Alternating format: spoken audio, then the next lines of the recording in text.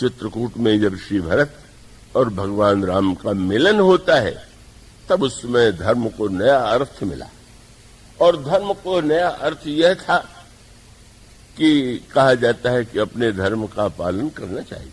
तो ठीक है, रामायण में है, गीता में, पर अपने धर्म का पालन करने के लिए क्या दूसरे के धर्म की चिंता छोड़ देनी चाहिए?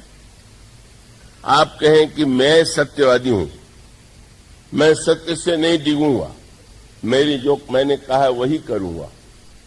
सामने वाले से आप कह दें कि तुम झूठे बन सकते हो, मैं नहीं चिंता मुझे, मैं तो सत्यवादी रहूंगा।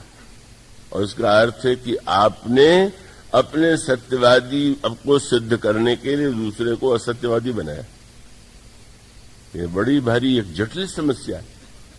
और तब रामायण का जो चित्रकूट का नया संदर्भ था धर्म का, ध्यान धर्म क्या था?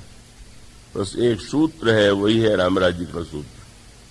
अभी तक कहा जाता था अपने धर्म का पालन करो, चिंता करो, और वह सूत्र जो एकांत में प्रभु ने, श्री भरत ने गुरुदेव से कहा, महाराज अब कीजिए सोई, सब कर धर्म सहित हित होई। किसी के जीवन का धर्म नष्ट न हो, सबका धर्म बचाए, सबका हित।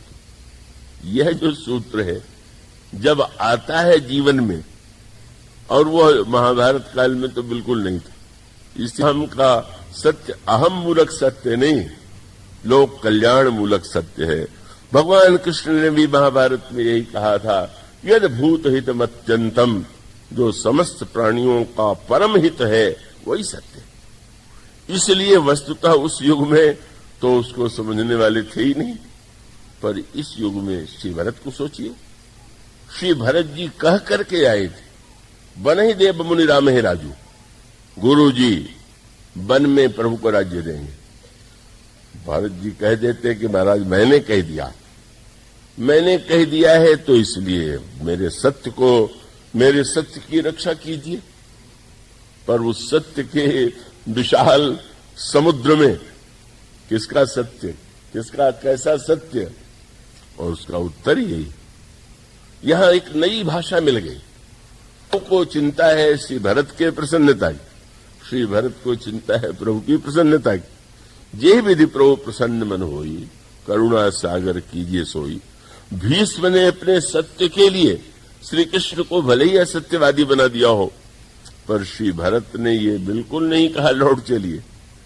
और बेचारे देवता जो बेहोश हो रहे थे कि आए और श्री राम ने कह दिया जो कहोगे करूंगा, आप कहेंगे लौट जाएंगे। जब श्री भरत ने नहीं कहा, रहने का निर्णय हो गया, तब जो नारे लगे वो बड़े सुंदर नारे थे। नारे लगाने में देवता बड़े निपुण है। भरत जय हो श्री राम की मानो शब्द में छिपा हुआ था, विजय तो मर्यादा और धर्म की होगी।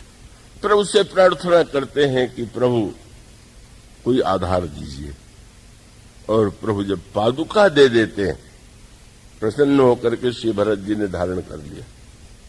श्री भरत का मूल तत्व यह था कि स्वामी केवल ईश्वर है।